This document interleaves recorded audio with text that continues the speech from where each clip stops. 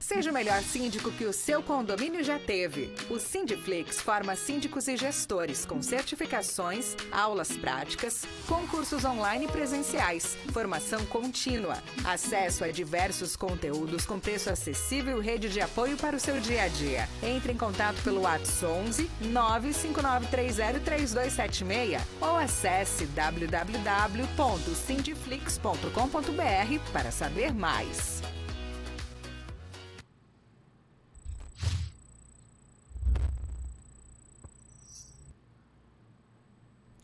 Salve, salve, condomínios! Hoje a gente vai passar para vocês mais um episódio sobre os condomínios inclusivos. Vamos conversar com uma pessoa de grande relevância no cenário nacional. Ela que é diretora na Federação das APAES de São Paulo, tem larga atuação na frente da inclusão social e dos direitos das pessoas com deficiência, para novamente a gente trazer mais conhecimento para vocês, síndicos, administradores de condomínio, advogados, conhecerem essa tão sonhada inclusão social que a gente vem trabalhando intensamente aqui no Sindiflix para um dia, né, chegar ao mundo ideal dos condomínios inclusivos. Olha, e o histórico dela é largo, hein? O currículo dela, gente, invejável. Inveja branca, claro, né? A doutora Cristiane, que a gente está trazendo para conversar hoje com vocês, é advogada com experiência em direito civil e administrativo. Ela atua desde 2009 na defesa dos direitos das pessoas com deficiência em organizações sociais. Vocês sabem que eu não costumo ler aqui currículo de ninguém, mas esse tema das pessoas com deficiência, dos direitos das pessoas com deficiência, ele precisa ser propagado de uma forma que não seja monetizada, que não seja comercializada. Então, a minha intenção em passar o currículo dela é para que vocês saibam que a gente está trazendo alguém aqui com seriedade e com largo conhecimento e não de um modo que comercialize ou monetize ou algo relacionado a isso que a gente não quer trazer para vocês.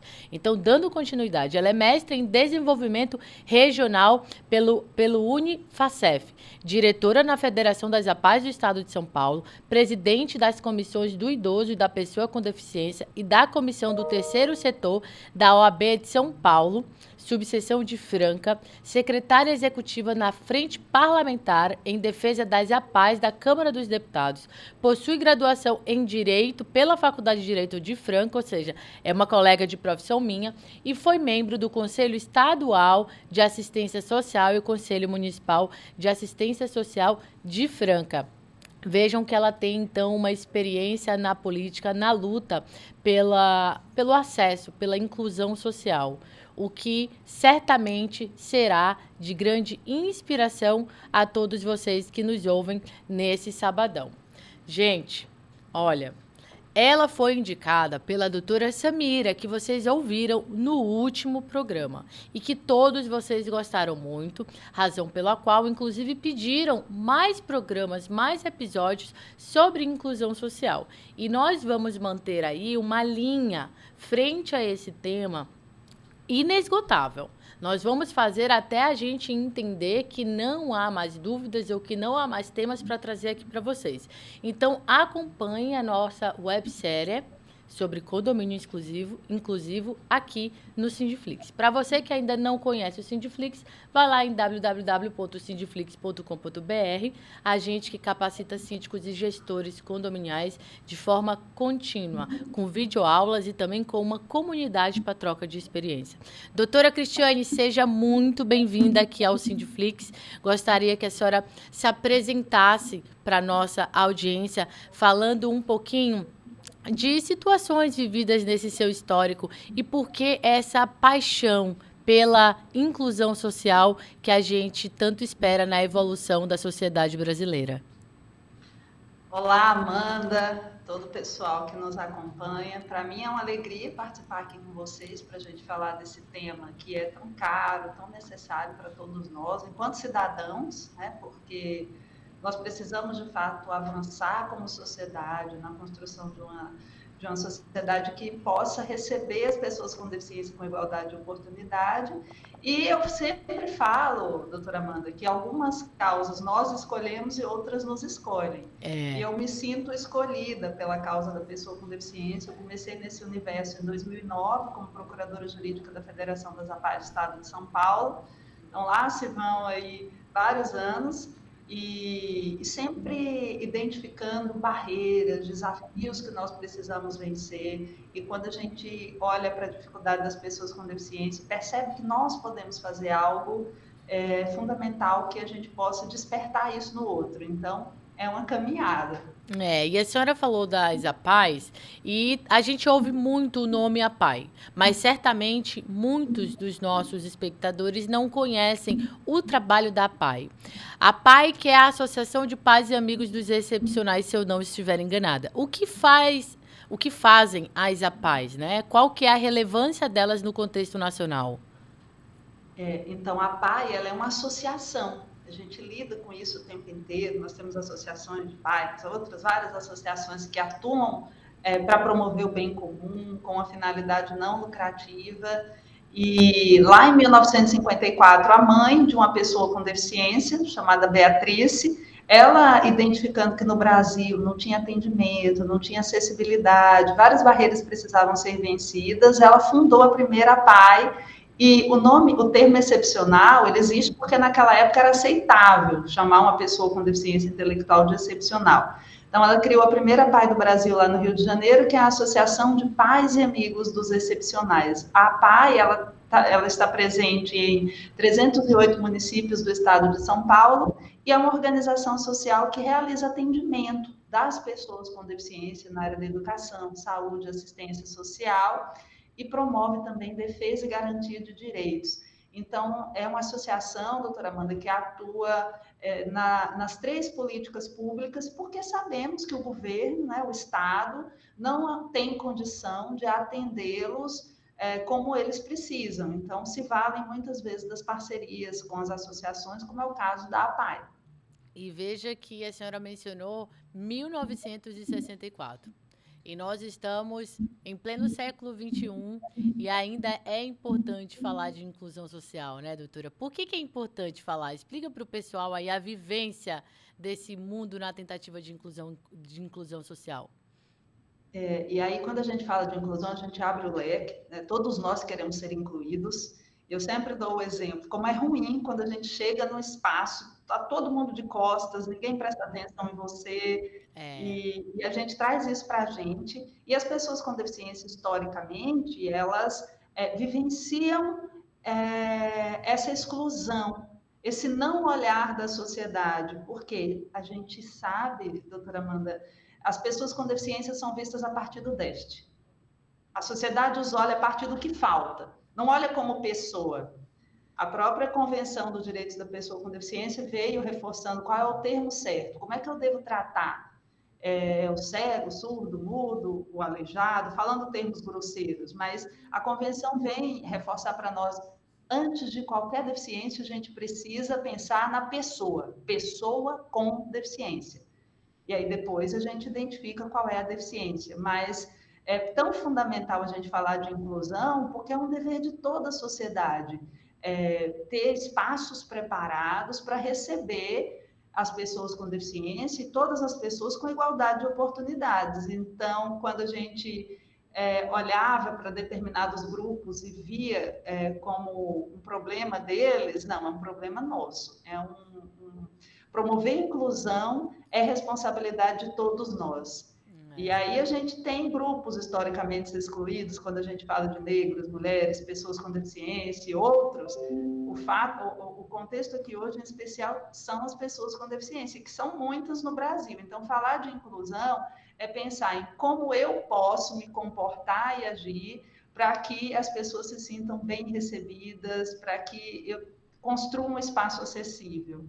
E chega até a ser um paradoxo na medida em que, para você falar de inclusão, você tem que olhar para quem está de fora, para poder incluir quem está de fora. Então, você olha para o excluído para incluir. E no programa com a doutora Samira, a gente aprendeu que a expressão é pessoa com deficiência, não é portadora de deficiência, nem é pessoa com necessidade especial, porque ninguém porta, ninguém anda por aí com a sua deficiência e também todos nós somos especiais. Então, recapitulando o aprendizado aqui do nosso episódio anterior. E, doutora, veja que, apesar de ser uma obrigação do cidadão, a gente tem visto muita discriminação, né?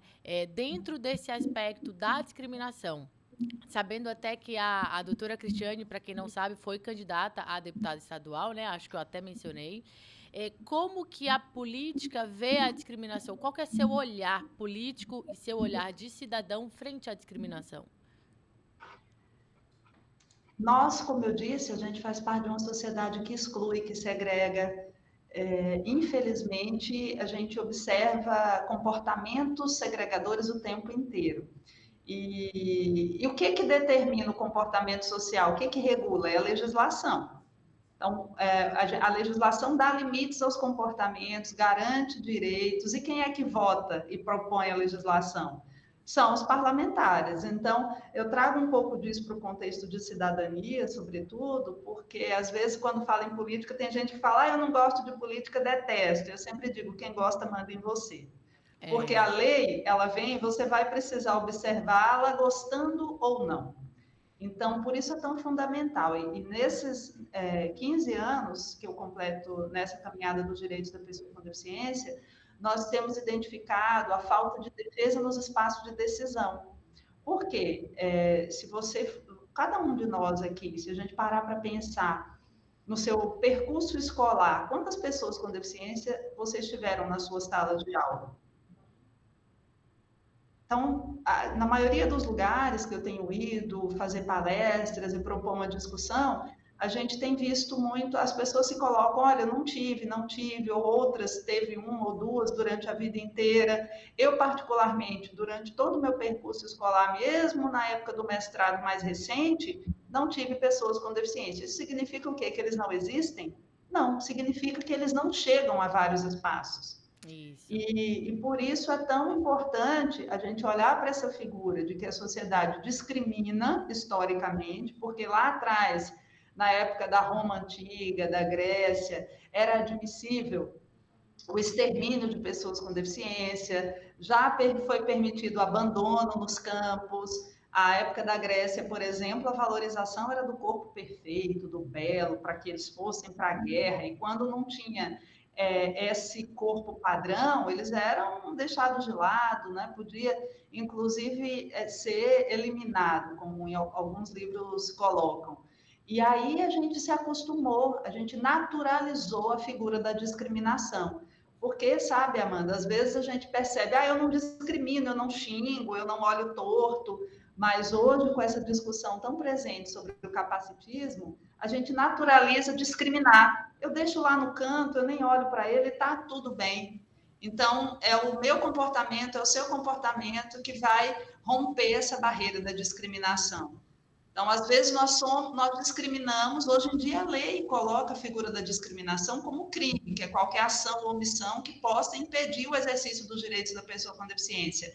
Mas, mesmo sem pensar nesse contexto penal, a gente precisa agir para que as pessoas com deficiência não se sintam discriminadas. Chega até a ser vergonhoso a gente precisar falar de coisas tão básicas. Aqui no episódio anterior, falando dessa falta de encontro que temos aí com as pessoas com deficiência na nossa rotina do dia a dia, como a senhora bem expôs, a gente, né, entende que a gente não sabe como chamar ou como atravessar na rua com o cego, como, de certa forma, lidar para fazer tal coisa, porque a gente não convive. E a inclusão social é exatamente trazer essas pessoas para o nosso convívio pela naturalidade, pela sociedade e por tudo de bom que isso pode acrescentar ao desenvolvimento humano e, enfim, a todo e bom condomínio inclusivo, porque a ideia e a necessidade é de incluir. Agora, temos que falar também dos direitos, das leis. A doutora estava mencionando a questão, eu não gosto de política, então quem gosta, manda. Por quê? Porque a política, ela parte também da Câmara dos Deputados, do Senado, enfim, do Congresso Nacional, que produz as leis. As leis são produzidas pelos políticos que a gente elege. E é bobo falar isso, mas, ao mesmo tempo, é extremamente relevante.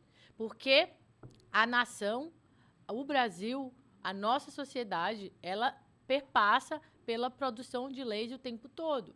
E fica uma correria para o judiciário, como se o judiciário fosse o grande salvador da nação, que pode até ser visto como se assim fosse. Por quê? Porque se nós não temos o estudo das leis, a gente não tem como conduzir a nossa própria vida. Se a gente sabe que está votando em pessoas que vão produzir leis e fiscalizando a produção dessas leis de acordo com o que a gente pretende do futuro do nosso país, claro é que depois eu não vou ficar recorrendo ao judiciário. Senão eu vou ter que ficar batendo as portas do judiciário porque as leis não são produzidas condizentes com o meu aspecto e visão da sociedade. Então, falando de leis, doutora, quais são as legislações mais importantes que a gente precisa conhecer e que tratam do tema das pessoas com deficiência? E aí a gente sempre lembra, a gente que estudou direito, a gente sabe que uma lei extremamente importante, que todos nós, enquanto cidadãos, precisamos conhecer, é a Constituição Federal. Então, iniciamos pela Constituição, que aqui faço esse destaque, esse apelo para todos vocês que nos ouvem. Leia a Constituição, leia 10 minutos por dia, leia o que você conseguir ler, mas para você conhecer, porque é conhecer para transformar, você só transforma aquilo que você conhece, né? Você só constrói uma realidade diferente quando você conhece. Então, a Constituição é o primeiro diploma legal, porque lá tem direitos fundamentais da pessoa humana. Então, pessoa com deficiência, antes dela ter a deficiência, ela é pessoa humana. E nós temos uma lei extremamente completa hoje no Brasil, que é a Lei Brasileira da Inclusão, que é a Lei 13.146 de 2015, que é também conhecida como Estatuto da Pessoa com Deficiência. Então, essa lei tem reflexo em várias áreas, área civil, penal, trabalhista, enfim. É uma lei que ela é completa e que precisa ser conhecida por toda a sociedade para que ela saia do papel, porque no papel fica muito boa, está tudo muito bem, mas ela ali, ela não muda a vida de ninguém. Então, nós precisamos conhecer essa legislação para tirá-la do papel e fazer com que ela se torne real na vida das pessoas. Inclusive da nossa, porque, doutora, pensando no nosso papel enquanto cidadão, mas a gente precisa também se colocar do outro lado. O Ministério da Saúde identifica que 49% das pessoas com deficiência hoje no Brasil são de pessoas com idade superior a 65 anos, pessoas idosas. A nossa população está envelhecendo, nós todos estamos envelhecendo, e nós não sabemos se nos próximos censos não estaremos do outro lado. Então, a gente olhar para todo esse cenário. Veja que a gente está falando o tempo inteiro de olhar o excluído, porque a qualquer momento, né, nós podemos ser uma pessoa com deficiência. Então, esse é o nosso futuro, esse é o andar da humanidade. A senhora trouxe um dado de extrema relevância, até porque quando a gente fez o episódio anterior do programa de autismo, uma das nossas críticas é exatamente a essas informações, a existência dessas informações, comparando o órgão americano que trata das informações sobre autismo. A gente chega à conclusão, doutora, que a gente quase não tem informação, dados estatísticos de autismo no Brasil. E em relação às pessoas com deficiência de modo geral, esses dados, eles estão bem alinhados, eles são dados que a população busca saber, eles existem, existe um órgão que controla esses dados, como ocorre no Brasil?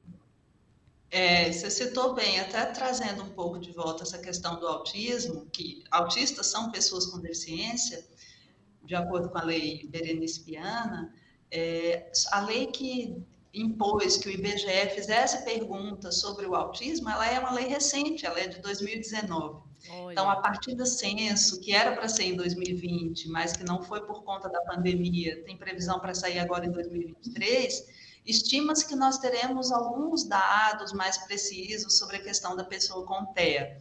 Em relação à deficiência de modo geral, porque ali abrange, né, deficiência física, visual, auditiva, antes falava deficiência mental, nós trabalhamos num contexto de deficiência intelectual, os dados são de 2010. E lá em 2010, quando foi realizado o último censo, identificou-se que no Brasil 24% da população se autodeclarou pessoa com deficiência. Olha. Esse censo passou por revisões, né? Eram 45 milhões. Passou por revisões, eles foram revendo essas mesmas perguntas sem uma nova consulta, e o dado mais recente diz que é 8,7%, mais de 17 milhões de pessoas, mas são dados imprecisos. A gente espera que agora, a partir do censo que está previsto para sair em 2023, a gente tenha dados mais reais. Mas o fato nós temos um grande número de pessoas com deficiência, a população está envelhecendo, o IBGE informa que em 2030 nós seremos uma das 10 populações de pessoas mais envelhecidas no mundo. E como o Ministério da Saúde fez essa vinculação entre a deficiência, na fase idosa e tudo mais, mostra para a gente o tanto que a gente precisa olhar para esses direitos, porque a sociedade inteira vai precisar colocar isso em prática. E como se comporta, falando agora, a gente falou do IBGE, dos dados estatísticos, como se comporta a questão dos benefícios, né? Dos benefícios às pessoas com deficiência. Quais requisitos que as pessoas podem procurar? O que a administração pública socorre às pessoas com deficiência? De isenções, em linhas gerais, as pessoas com deficiência, cumpridos os requisitos, porque não é só ser pessoa com deficiência, precisa cumprir os requisitos que estão na lei, e aí cada lei impõe requisitos específicos, né, doutora Amanda? Mas tem a questão do BPC, que é o benefício de prestação continuada, que é a garantia de um salário mínimo por mês para a pessoa com deficiência que a família tem baixa renda. E o BPC, ele determina que por pessoa da casa, ninguém pode receber uma renda superior a 1/4 do salário mínimo. Então, comprovação de uma situação de pobreza extrema para receber esse benefício. A família precisa estar inscrita no CAD único, há visitas para comprovação dessa renda e tudo mais. Outros benefícios também nós temos em relação à compra de veículo, está relacionado à questão do IPI, ICMS, tem benefício em relação ao IPVA, né, também a questão de isenção de IPVA. Então, são várias questões ali. Tem alguns municípios que a legislação prevê isenção de IPTU. Então, é importante conhecer as legislações específicas para direcionar essas pessoas para que elas garantam os seus direitos, porque muita gente não vai atrás, ou seja, do benefício de prestação continuada, isenção na compra de veículo, IPVA, IPTU, etc., porque não conhece, mas tem a legislação que garante essas isenções. Então, cumpridos os requisitos, aí tem todo um contexto ali de avaliação diagnóstica, gravidade, enfim, da deficiência, como é o caso do IPVA, do estado de São Paulo, por exemplo, voltando àquele exemplo que você disse das pessoas autistas, a lei garante isenção para pessoas autistas com grau moderado, severo ou severo. Então, a pessoa autista com grau leve não tem isenção de IPVA, salvo em raras exceções. Então, cada lei tem a sua especificidade. Aí a gente está falou agora, né, a doutora Cristiane respondeu de como a administração pública socorre as pessoas com deficiência, mas tem também a parte privada. Por exemplo, no autismo, uma grande conquista, a meu ver, foi exatamente possibilitar que o autista ele frequente as escolas de quem não possui nenhuma deficiência. Isso foi uma conquista que vai incluir, né, que incluiu, que permite que as pessoas convivam com o autismo. E aí a pergunta é se nas escolas, as escolas elas podem cobrar mais caro por ter pessoas com deficiência, ou seja, dessas pessoas com deficiência, elas têm direito de cobrar mais caro de alguma forma, doutora? Não, pois essa questão aí, educação é direito de todo, dever do Estado e da comunidade, né? Todos os espaços precisam ser acessíveis. Então, a escola, quando ela cobra a mensalidade mais cara da pessoa em virtude do autismo ou de qualquer outra deficiência, ela pratica discriminação. E hoje a lei veda qualquer forma de discriminação. Então, é proibida a cobrança de valor maior porque a pessoa é autista ou tem outros tipos de deficiência. Inclusive, teve uma ação que foi proposta no STF, alegando a inconstitucionalidade dessa lei, que é o Estatuto da Pessoa com Deficiência, nesse aspecto de que não pode cobrar mais, e o STF reafirmou, não, a lei precisa ser cumprida e não pode fazer cobrança maior. Isso acontece também, viu, doutor, em relação aos planos de saúde. Plano de saúde não pode cobrar mais caro de pessoa com deficiência, por conta da deficiência.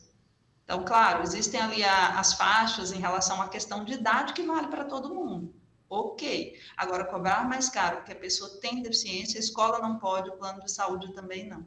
E por que eu estou perguntando isso, pessoal que está em casa? Eu já passei em algumas situações de condomínio em que o síndico, ou às vezes até a assembleia, quer passar para a pessoa com deficiência um rateio ou algo que só porque aquela pessoa vai ser a única beneficiada. Esse é o argumento. Já que ela vai ser a única beneficiada dessa benfeitoria, dessa reforma, dessa obra, desse benefício, então ela que arque sozinha com esses custos. Gente, é a mesma ideia aqui que a gente está falando da escola ou do plano de saúde querer cobrar mais caro da pessoa com deficiência. Isso é discriminação e qualquer forma de discriminação é vedado por lei. Então, acompanhe tanto nessa seara financeira, como também a gente falou da lei do bullying, ou seja, de fazer com que não haja essa discriminação no seu condomínio, certo, doutora? Colocou bem, viu? Porque quando a gente fala nessa questão condominial, a gente fala diretamente nas barreiras arquitetônicas, que são aquelas que existem em prédios públicos e privados. E toda a sociedade ela tem o dever de romper as barreiras, né? De eliminar as barreiras, porque hoje a Lei Brasileira da Inclusão, ela prevê que a deficiência não é um problema exclusivo da pessoa, é um problema da sociedade, que muitas vezes a deficiência é agravada porque tem várias barreiras. Se eu sou cadeirante, no meu condomínio tem só escada, eu tenho barreiras arquitetônicas a serem vencidas. Então, precisamos pensar nessa situação das adaptações razoáveis, que foi isso que você colocou, todo o conjunto habitacional precisa ter adaptação razoável para a pessoa com deficiência. E lembrando, gente, quando o espaço ele é bom para a pessoa com deficiência, ele é bom para todos nós. Ele facilita para todos nós. Então, tem uma questão de acessibilidade, que a lei diz possibilidade de condição de alcance, com segurança e autonomia. Então, isso vale para as pessoas com mobilidade reduzida também, as pessoas idosas que têm mais dificuldade de locomoção, se beneficiam desses espaços. Então, é romper barreiras, sejam elas quais forem. Lembrando que a maior delas ainda é atitudinal. A atitude nossa, quando eu digo, olha, eu não quero pagar nada, não, porque eu não vou me beneficiar de nada disso, eu acho com extremo individualismo. E outros exemplos, a atitude nossa ela é a principal causadora de preconceito e discriminação, a principal barreira, na verdade, que determina aí o preconceito e a discriminação.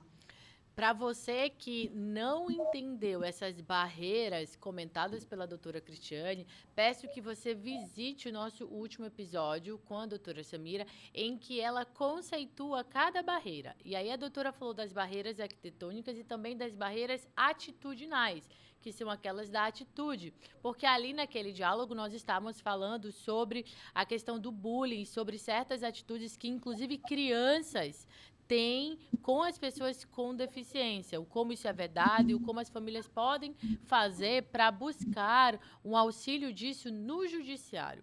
E essa conversa sobre o judiciário é muito importante. Eu gostaria, doutora, que a senhora entrasse aí na abordagem sobre o judiciário, como o judiciário tem se comportado, quais os tipos de buscas das pessoas com deficiência, ou de tutores, ou de, enfim, quem se responsabiliza, né, no caso de crianças e tal, por essas pessoas com deficiência, como elas buscam, o que elas buscam no judiciário, como o judiciário se comporta. Então, hoje o judiciário tem sido muito demandado para fazer valer, de fato, os direitos da pessoa com deficiência, isso em todos os aspectos. Nós temos muitas ações judiciais relacionadas ao contexto da educação, você citou mais cedo, sobre as escolas serem inclusivas, receberem todas as pessoas com deficiência, e muitas vezes as pessoas com deficiência precisam de vários apoios, então o judiciário tem garantido esses apoios. Na área da saúde também, um exemplo em relação às pessoas com TEA, que é o número de terapias ilimitado, então muitas vezes as famílias precisam demandar para conseguir fazer com que essas terapias aconteçam, porque os planos de saúde querem limitar. Muitas ações também em relação à questão do Sistema Único de Saúde, nós sabemos, é moroso, de difícil acesso muitas vezes, e as pessoas com deficiência, quando não têm os tratamentos que precisam, elas regridem, elas têm problemas sérios, então, ações judiciais para garantir medicamentos, enfim, tudo que implique diretamente na garantia da dignidade, o judiciário tem sido demandado. Agora, você me fez lembrar, doutora Amanda, de uma situação que a gente se deparou também em relação à questão de condomínio por conta de barulho. Uma família que tem 2 filhos com TEA, e a pessoa que estava no apartamento abaixo começou a reclamar, e, enfim, ela não tinha essa compreensão, foram feitas assembleias, e aí os especialistas foram trazidos para falar do comportamento diferente. Claro que as regras elas devem ser respeitadas por todos, mas tem situações que são atípicas, né? Aí a gente mesmo fala, nós considerados típicos e os atípicos têm comportamentos diferentes, necessidades diferentes. Então, é importante esse diálogo na esfera ali de assembleia e tudo mais para compreender a necessidade, a dificuldade daquela família, identificar a estratégia. Porque ali eles identificaram que se trabalhasse uma acústica ou alguma coisa assim, melhoraria. Mas a gente sabe que muita gente não entende. Eu estou preocupado com o meu. Eu não quero nem saber se você tem filho que tem autismo ou que não vai conseguir ficar sem fazer barulho. Então, é fundamental esse diálogo, essa compreensão das necessidades das pessoas com deficiência. Pois é, a senhora citou esse fato e eu já passei por situações muito parecidas no condomínio, em que o síndico ele tem que realmente gerar um diálogo para que o outro compreenda a situação excepcional que existe. Já tive problemas eu digo porque quando as pessoas vêm, elas vêm de forma agressiva cobrar do departamento do jurídico do condomínio, né, que resolvam aquela situação. E muitas vezes a situação já tem remédio, o que não tem remédio, remediado está. O que basta é a compreensão. Situações em que, por exemplo, todo dia, às 6, 7 da manhã, era dado banho na pessoa com deficiência. E aquele movimento de tirar da cama, né, colocar na cadeira, aquilo causava um certo barulho no apartamento de baixo. E houve essas reclamações, mas a gente ligou para a pessoa e conversou. Olha, isso existe porque é uma pessoa com deficiência, o horário do banho dela, ela toma banho cedo, então vai continuar havendo. Eles colocaram um tapete para que pudesse melhorar para você. Veja se o tapete vai te ajudar na questão do barulho. A gente pediu para eles colocarem também na cadeira algum feltro, por causa desse, né, quando vai transportar, vai arrastar a cama, né? Esse era o problema que estava havendo. E ela falou, nossa, eu não sabia que era esse o problema. Se eu soubesse, eu nem teria reclamado. Porque realmente o problema é que tem todo dia às 6 horas da manhã. Mas não é uma coisa que perdura por 1 hora. Só que todo dia às 6 horas da manhã eu acordo com aquele barulho violento na minha cabeça. Mas agora que eu estou sabendo, que bom que eles tomaram alguma atitude e vou tentar ser mais compreensiva. Então, nesse caso, graças a Deus, havia uma alma ali que compreendeu a situação. E o jurídico precisa realmente entender que há regras, há exceções e cada regra é feita para um caso concreto específico. Mas eu acredito que esse é realmente uma situação que ocorre demais nos condomínios. Outras situações que acontecem também nos condomínios, que eu tenho visto, doutora,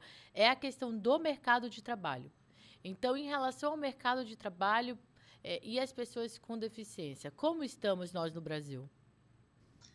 É interessante a gente falar disso e pensar num contexto de dignidade, o tanto que o trabalho ele é importante na nossa vida, né? Na vida do ser humano, porque através do trabalho a gente realiza desde as pequenas coisas, pequenos desejos, a comprar um doce que a gente gosta, aos desejos maiores de ter uma casa, de ter um veículo, enfim, de realizações. Para a pessoa com deficiência não é diferente, é uma pessoa. Então, eles precisam ser inseridos no mercado de trabalho.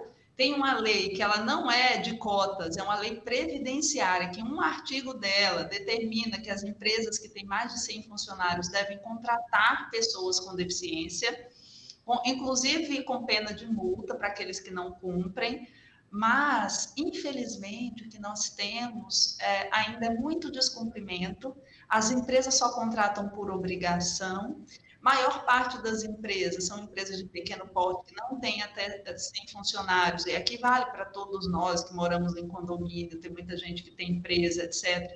Quando você for empregar alguém, a pessoa com deficiência, ela é uma pessoa, ela é capaz, ela tem habilidades, ela tem potencialidades. Olhe para essas pessoas, independente de uma obrigação legal. E hoje, no Brasil, apenas 30% das pessoas com deficiência trabalham. Então, assim, a gente tem ainda muita discriminação. As pessoas, elas estão muitas vezes isoladas em casa, sem ter oportunidade de trabalho, embora exista essa lei impondo, né, trazendo essas cotas, aquelas que têm número superior a 100, então são cotas que variam de 2% a 5% do número de funcionários, mas que isso é o que garante um pouco da empregabilidade, porém, a regra ainda tem sido não olhar para esse público, infelizmente. E a gente tem nos condomínios algumas situações relacionadas às pessoas com deficiência por causa... são dúvidas relacionadas às políticas públicas, doutora. Por exemplo, vamos começar do começo, né? Quais políticas públicas assistem as pessoas com deficiência? Eu estou perguntando isso por quê? Porque houve dúvidas aí dos nossos assinantes sobre quando existe uma política pública, como, por exemplo, dar o vale-transporte, dar o transporte, né? Se a empresa precisa, no caso o condomínio, precisa pagar aquele transporte que já é concedido por alguma política pública. Então, quais são as políticas públicas que a gente tem aí para as pessoas com deficiência? Então, vou falar das três mais relevantes aqui: educação, saúde, assistência social, trabalho. A questão de transporte, muitos municípios têm leis que garantem a gratuidade do transporte para as pessoas com deficiência, então a gente precisa conhecer o cenário local. Há especificidades, por exemplo, a lei, quando ela trata da questão de atendimento à saúde, nós sabemos que o Sistema Único de Saúde, ele é regionalizado, tem lugares que tem o atendimento de alta complexidade, não são todas as cidades que têm alguns tratamentos, etc. E a lei determina que a prefeitura precisa custear o tratamento, o transporte e a acomodação, quando ele precisa se deslocar para fazer esse atendimento de saúde que não tenha naquele município. Então, é importante conhecer a especificidade de cada caso. Porque, por exemplo, o Sistema Único de Saúde é para todos nós e garante atendimento prioritário para as pessoas com deficiência em virtude das suas vulnerabilidades. Claro, são várias as vulnerabilidades ali, às vezes tratamentos. Tem uma advogada nossa, uma amiga nossa, que ela sempre diz, olha, nós vistos como típicos, ocasionalmente a gente busca um atendimento de fono, físio, TO, mas as pessoas atípicas, elas precisam disso permanente. Toda semana elas estão naquele atendimento. Então, precisa existir toda uma estrutura que garanta essa locomoção, esse atendimento, esse tratamento de verdade. Então, as políticas públicas precisam funcionar. E aí, quando a gente ainda fala de educação, a gente sabe que no Brasil há uma deficiência de educação para típicos, atípicos, né? Para todos. E aí, considerando as vulnerabilidades, as pessoas com deficiência têm muito mais dificuldades. Então, a gente precisa defender que essas políticas públicas funcionem de fato. Mas, como eu te falei, questão de transporte, precisamos conhecer a legislação local.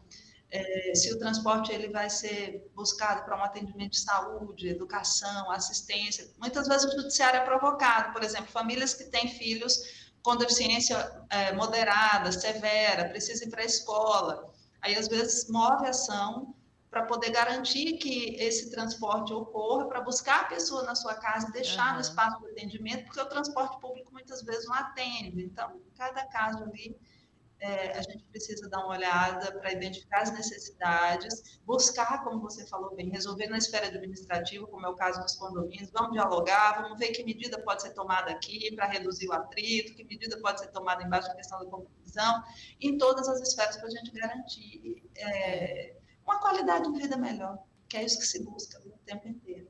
Eu tenho um caso que se tratou de uma pessoa com deficiência em um condomínio que o entregador delivery de comidas não podia entrar. E ela se utilizava da cadeira de rodas. Naquele prédio não era permitido o entregador, né, ir até o apartamento, ou seja, entrar na área do condomínio, ir até a porta da unidade e entregar comida. Só que ela possuía, né, uma deficiência. E para ela seria muito mais difícil, muito mais trabalhoso pegar e ir até a portaria do prédio, retirar aquele alimento. Aí existia um síndico. Esse síndico ele permitia que o porteiro saísse até a unidade e entregasse. O que também é um problema, porque o porteiro ele tem a função de ficar na portaria, a portaria não pode ficar com ninguém. Fato é que houve uma situação de um vazamento, aquelas coisas que acontecem em condomínios, e aí o síndico acabou ficando chateado com aquela pessoa, e aí ele tirou o porteiro. Então, o porteiro, e começou a exigir que a pessoa com deficiência descesse, como uma forma de retaliação, alegando o cumprimento da regra da convenção. Então, você vê que, às vezes, por trás de uma situação, existe uma política que isso, gente, completamente errado. Completamente errado. E aí, a meu ver, a melhor solução é que, para aquela pessoa, você permitisse a entrada do entregador mediante a comprovação da documentação dele, a entrega da documentação dele, né, para que ele fosse até a unidade e entregasse, porque o porteiro também não podia se ausentar ali da portaria. Ou você pediria, se houvesse, né, a possibilidade, a ajuda do zelador para que ele fizesse isso. Isso porque existem regras e existem exceções às regras. E a gente precisa trabalhar com as diretrizes, as normas condominiais dessa forma. Tanto é que existe um caso emblemático na justiça brasileira, em que o judiciário, já não sei há quanto anda esse caso, mas o judiciário condenou o condomínio para que o funcionário tivesse a obrigação de ajudar uma cadeirante, né, uma pessoa com deficiência, condenou judicialmente, tendo em vista a necessidade desse auxílio. E são essas situações que põem os síndicos sempre em dúvida, né? Como fazer, o que fazer? Fato é que você, síndico, não pode se omitir. Porque a omissão, né, doutora, ela pode ser uma forma de discriminação. Então, você precisa estar atento se a tua conduta está sendo negligente ou não. Que recado a senhora pode passar para os nossos síndicos, doutora Cristiane? E aí você me fez lembrar de uma frase que atribuem ela a Rui Barbosa, a Aristóteles, né? Devemos tratar igualmente os iguais e desigualmente os desiguais na medida da sua desigualdade. Então, há especificidades, a gente não pode ignorar. Nós precisamos, primeiro, agir com empatia, se colocar no lugar do outro. Se fosse você, porque a gente percebe muita gente, tem que ser uma regra geral absoluta que vai valer para todo mundo. E muitas vezes isso não vai dar certo, na maioria das vezes. Então, é pensar, claro, a regra é para todos os iguais que podem observar naquelas condições e pensar nos casos específicos, porque tem todo um contexto aí. É impeditivo, é entender qual é a realidade da pessoa. Por isso essas assembleias, esses momentos de discussão coletiva, eles são tão importantes. E, gente, acima de tudo, ouvir a pessoa com deficiência. Porque a gente tem mania, a gente tem, né, de legislar, de determinar regra, de fazer acontecer, sem ouvir os maiores interessados. Às vezes a gente fica elucubrando uma solução grandiosa quando algo simples poderia resolver a questão.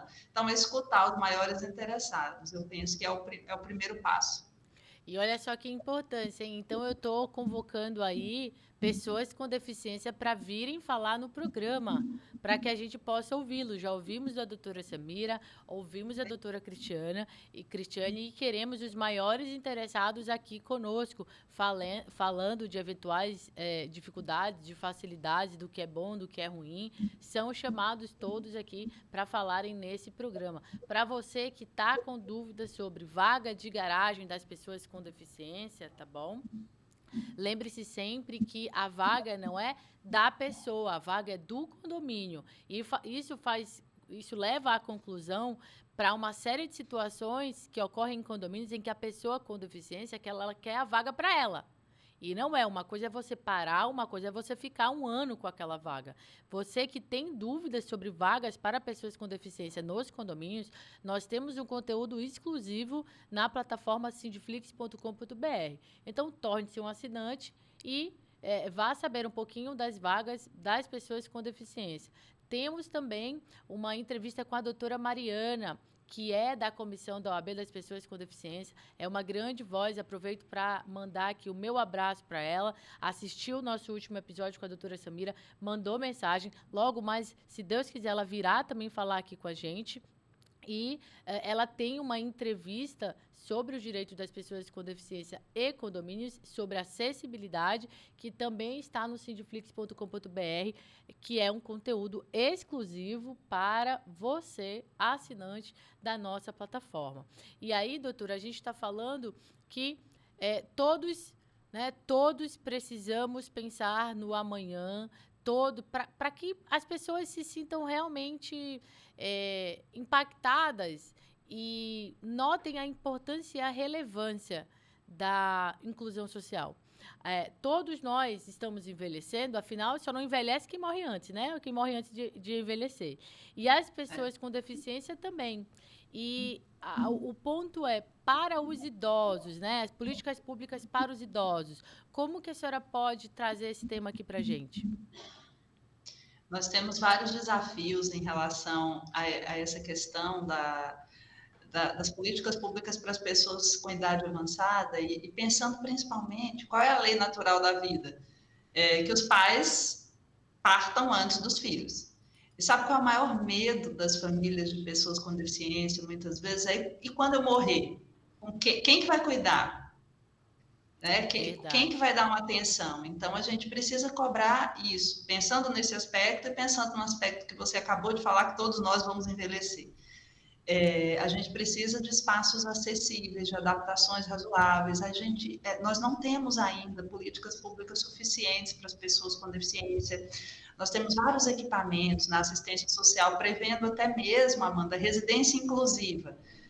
Residência inclusiva é uma casa em algum bairro da sociedade onde o poder público precisa garantir uma equipe técnica para aquelas pessoas com deficiência que não têm vínculos familiares, para que elas possam ali morar com condição, com dignidade, com respeito. Essa é uma situação, mas ainda falta muito. Então, nós precisamos avançar demais nos atendimentos de saúde, na área da assistência, nesses espaços que garantem centro-dia, convivência, para que eles não fiquem isolados em casa. Sabemos que depressão é outro problema que acomete. Então, nós precisamos olhar para isso, pensando, claro, em todas as fases da vida, mas pensando que a pessoa com deficiência, com a idade mais avançada, ela tem muito mais vulnerabilidades. A deficiência por si só já é uma condição de vulnerabilidade. E com a partir ali dos 60, muitas vezes existe um envelhecimento precoce também. Então, quando a gente lida ali com pessoa com deficiência intelectual ou múltipla, a gente fala em condição de envelhecimento já a partir dos 30 anos, em algumas situações.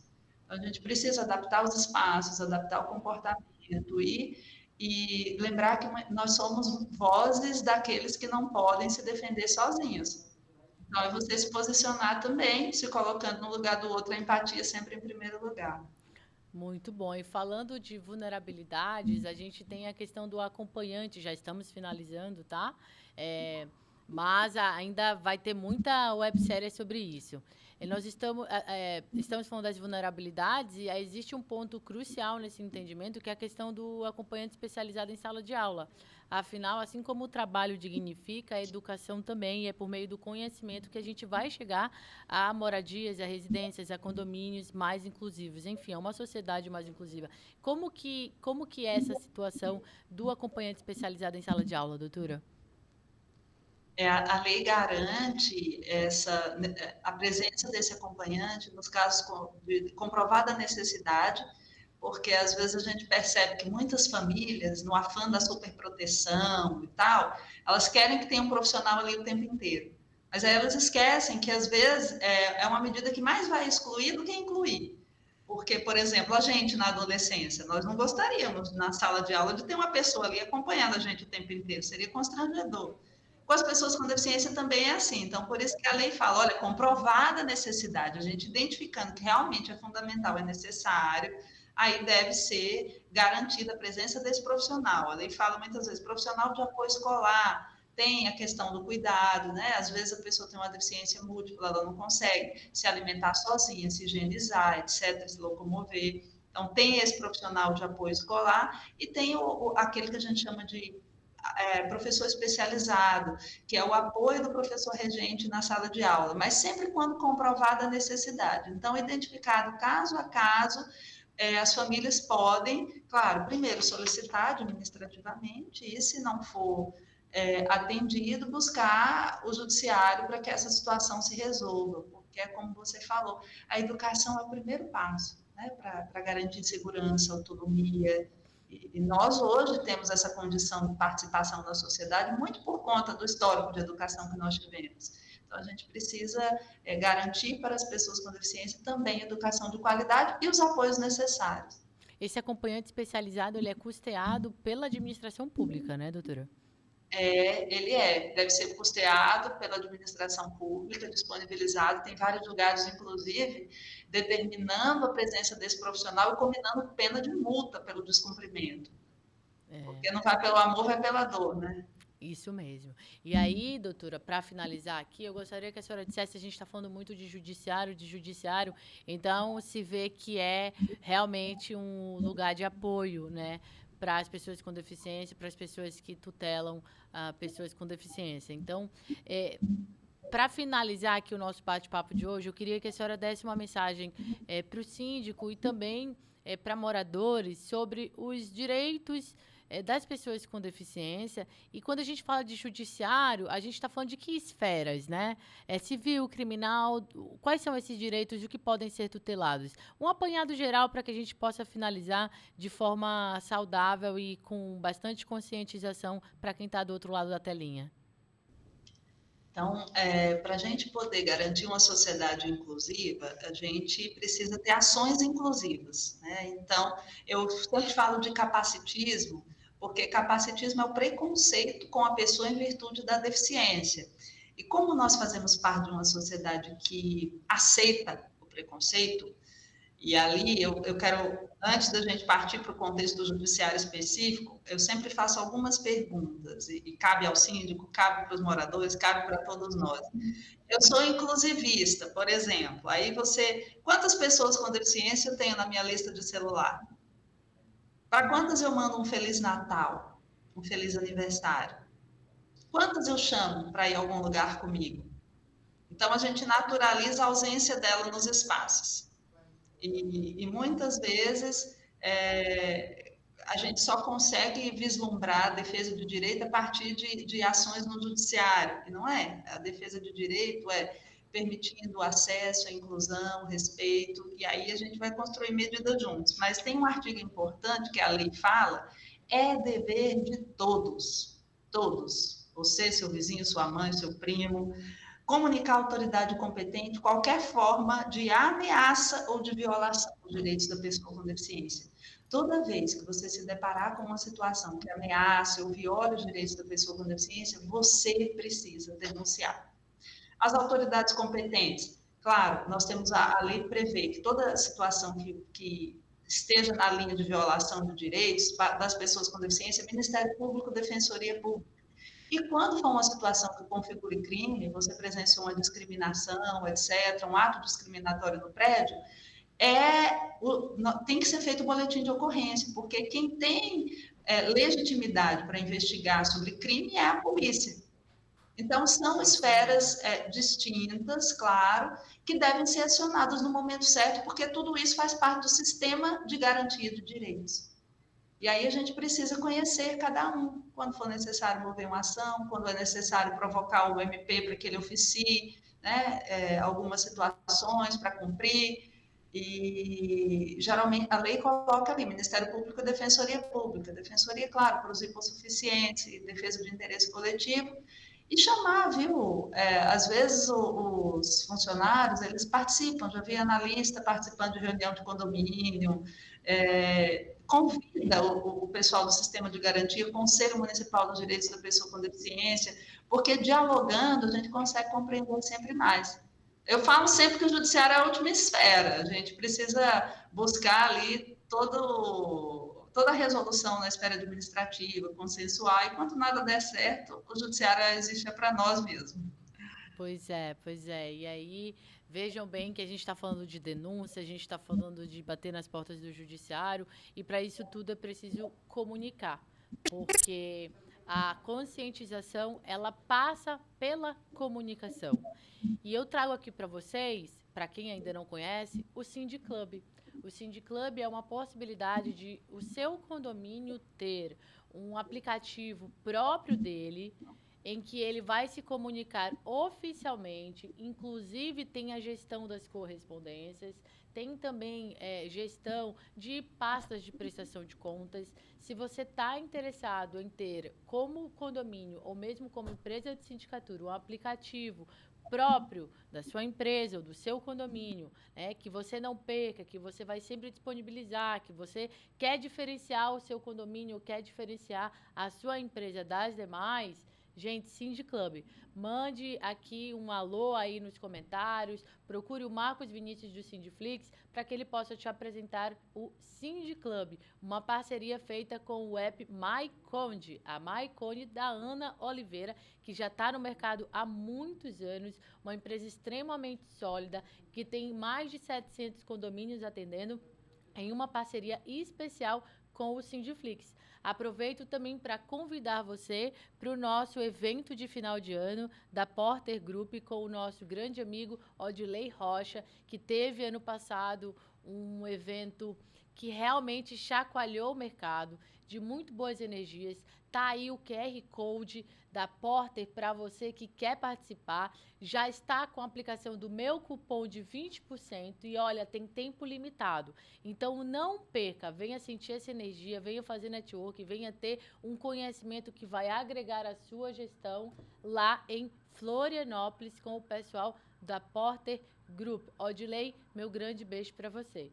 Para você que está aí em casa, a gente se encontra no próximo sábado, às 11 horas. E aproveito para agradecer, doutora Cristiane, aqui fica a minha gratidão. Sei o quanto seu dia a dia é corrido com a quantidade de funções que a senhora exerce.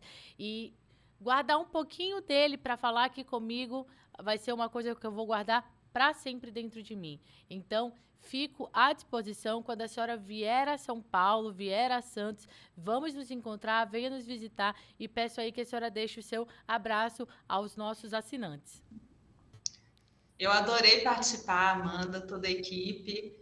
Para mim é uma honra, é sempre muito importante quando a gente consegue falar um pouco sobre os direitos da pessoa com deficiência, sobre ações coletivas, para que a gente plante boas sementes para as próximas gerações, para hoje, para as próximas gerações. Muita gente plantou lá atrás para que a gente chegasse aqui hoje. E é sempre muito bom porque a gente desperta um pouco dessa construção, da importância dessa construção. Então, para mim foi uma honra participar, com certeza. Nós vamos ter alguns momentos aí, eu vou informar para que a gente possa encontrar e seguir conversando sobre esse tema. Deixar um abraço para a doutora Samira também, que é uma querida, participou e me indicou, e sucesso a vocês aí nessa caminhada. Eu vejo que o Cindiflix avança nesse aspecto de contribuir com informação, Isso é apenas conhecendo que a gente consegue avançar e construir algo melhor. Muito obrigada. Essa é a nossa missão, doutora, capacitar todos que atuam com condomínios, porque afinal ali reside o trabalho das pessoas e ali também reside a família das pessoas. Mudando e capacitando trabalho e família, a gente vai ter uma sociedade melhor. Essa é a nossa missão como Sindiflix. Para você que perdeu o QR Code, não se preocupe, esse vídeo vai ficar publicado no nosso canal do YouTube. Aproveita para seguir, se inscrever no nosso canal e gostar do nosso conteúdo. Caso você tenha, né, gostado, dá aí o like. Se você não gostou, encaminha o conteúdo para uma pessoa que você também não gosta. Mas eu acredito que você gostou. Então, manda aí, direciona para toda a sua rede de contatos, que é para a gente conseguir crescer e capacitar cada vez mais pessoas que vivem em condomínios. Ao final, é só você voltar ao vídeo que você vai ter o QR Code. Eu te espero lá em outubro no evento do Odirley. Fica aqui meu grande abraço e encontro vocês no próximo sábado às 11 horas. Seja o melhor síndico que o seu condomínio já teve. O Sindiflix forma síndicos e gestores com certificações, aulas práticas, concursos online e presenciais, formação contínua, acesso a diversos conteúdos com preço acessível e rede de apoio para o seu dia a dia. Entre em contato pelo WhatsApp 11 959303276 ou acesse www.sindiflix.com.br para saber mais.